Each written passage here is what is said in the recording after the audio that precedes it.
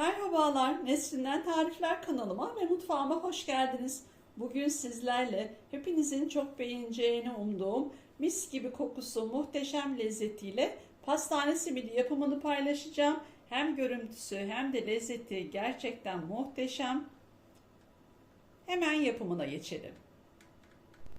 Yoğurma kabımızın içerisine 1 bardak 200 mililitrelik bardak ölçüsüyle ılık suyumuzu alalım.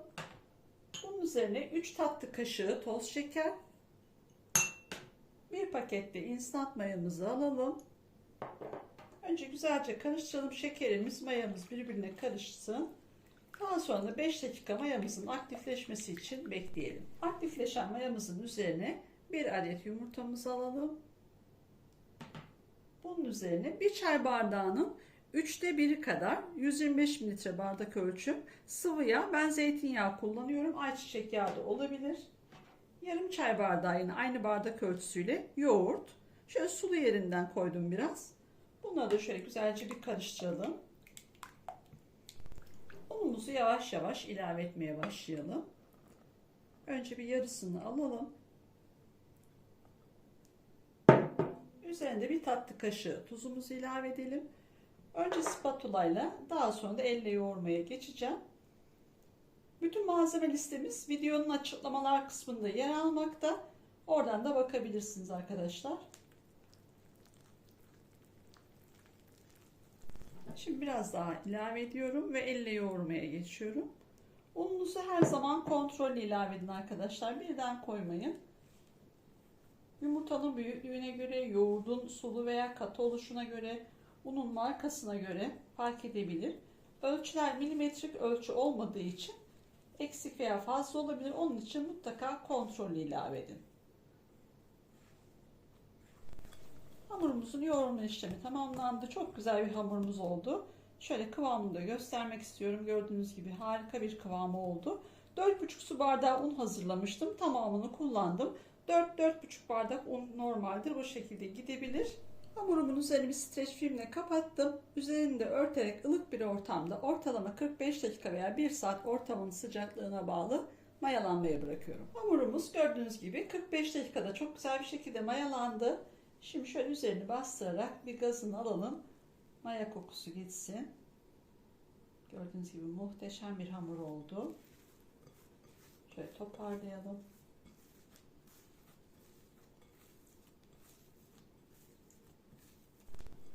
Masamızın üzerine şimdi şöyle biraz un sepeleyelim. Hamurumuzu buraya alalım. Biraz da üzerine un sepeleyelim. Toparlayalım. Hamurumuzu önce ikiye keselim. Daha sonra her bir parçayı 3 eşit parçaya bölelim. Büyüklü küçüklü olursa onları ayarlayacağız. Bezelerimizin üzerinde şöyle hafif un sepeleyelim ki daha kolay şekil verebilelim. Şöyle elimizi toparlayarak bezeleyelim. 8'e de bölebilirsiniz arkadaşlar. Büyük geliyorsa ben şimdi 6'ya böldüm. Ama 8'de yapabilirsiniz. Şöyle toparlıyorum. Gördüğünüz gibi pürüzsüz bir şekilde oldu. Şöyle un sepelediğim bir tabağıma da bezelerimi alıyorum.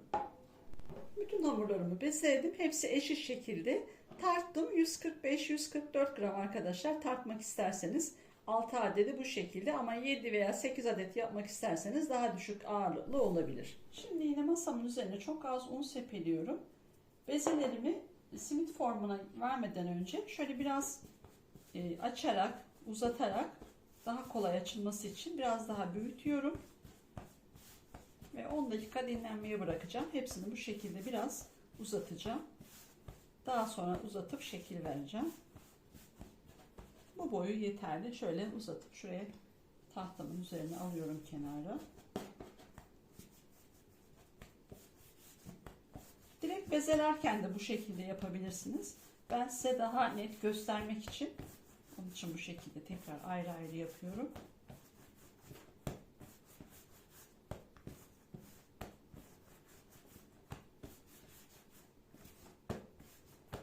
şekilde şekilde bir dinlendirdiğinizde 10 dakika daha kolay açılacak, uzayacak simit hamurlarımız. Şu şekilde şimdi hepsini hazırlıyorum. Hepsini hazırladım. Şöyle üzerlerini de hemen bir gıda poşetiyle örtüyorum ve 10 dakika bu şekilde dinlendiriyorum. Simit hamurlarımız dinlenirken biz de şimdi susamını ve pekmezini hazırlayalım. Bunun için şimdi 1 su bardağı kavrulmuş susam, bu simit susam arkadaşlar. Şimdi 1 su bardağı koydum. İhtiyaç olursa ilave edeceğim. Bunu bir kenara alalım. Mümkünse kavrulmuş susam kullanmanızı tavsiye ederim. Şimdi pekmezli suyunu hazırlayalım. Bunun için de şöyle yarım çay bardağına yakın pekmezim var. Üzüm veya dut olabilir. Ben keçi boynuz pekmezim vardı. Onu kullanıyorum. Fark etmez. Üzerine de şöyle yarım çay bardağından çok az fazla su ilave ediyorum. Gerekirse koyacağım şimdi. Şöyle bir tatlı kaşığı kadar da un ilave ediyorum ve güzelce karıştırıyorum. Pekmez, un, su hepsi birbirine karışsın. Un da susamların simitlerinize daha güzel yapışmasını sağlıyor. Daha güzel bir tabaka olmasını sağlıyor. Şöyle iyice karıştıralım. Simit hamurlarımız 10 dakikada gördüğünüz gibi çok güzel bir şekilde tekrar mayalandılar bile. Şimdi bir tanesini alarak artık şeklimizi vermeye başlayalım. Hamurumun bir tanesini aldım.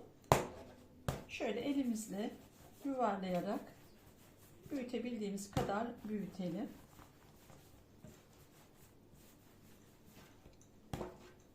Gördüğünüz gibi hamur o kadar güzel ki zaten dokunmadan büyüyor, açılıyor.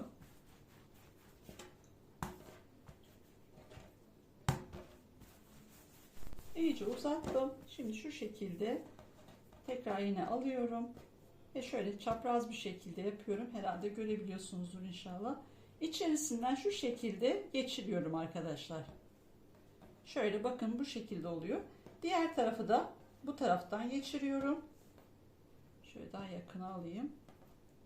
Ve şuradan iki ucunu birleştiriyorum. Bu önemli. Bakın gördüğünüz gibi çok güzel bir şekilde ve çok kolay bir şekilde şeklimizi verebildik. Şimdi bir tane daha alalım. Yine aynı şekilde yuvarlayalım. Tezgahınızı veya masanızı unlamayın arkadaşlar. Bu şekilde çok daha güzel açılıyor. Şöyle sadece yuvarlayın. Bakın o yuvarladıkça zaten hamur o kadar güzel ki çektikçe uzuyor. İyice uzattım. Şimdi şu şekilde tekrar yine alıyorum.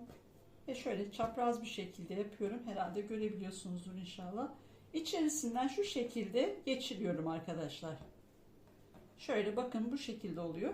Diğer tarafı da bu taraftan geçiriyorum. Şöyle daha yakına alayım.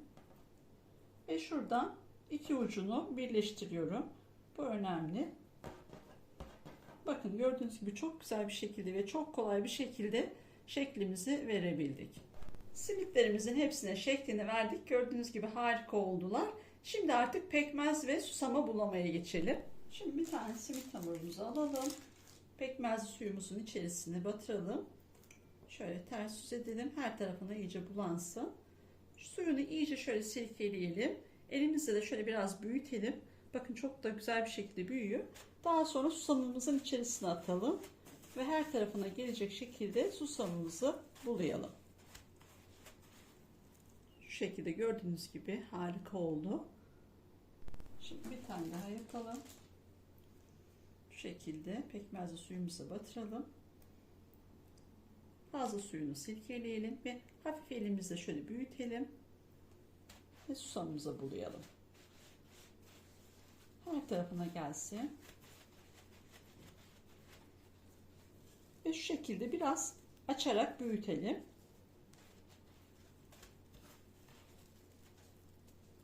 Şöyle kenara alalım. Simidimizin 3 tanesini yaptık. Şöyle elimizle büyüterek tepsime geri alıyorum.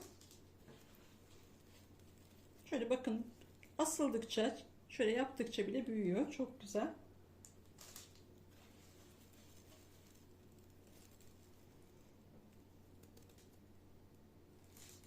Simitlerimizin hepsini hazırladık. Gördüğünüz gibi muhteşem oldular. Daha pişmeden yenecekler. O kadar güzeller.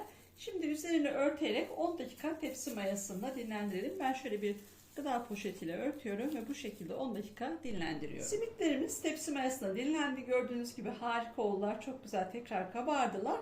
İsterseniz 2 tepsiye de bölebilirsiniz. 3'er adet, 3'er adet o şekilde de pişirebilirsiniz.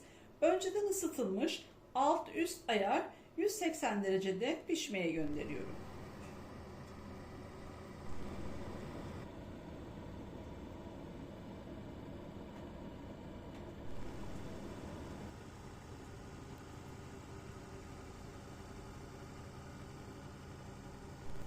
Simitlerimiz fırından çıktı. Gördüğünüz gibi muhteşem oldular.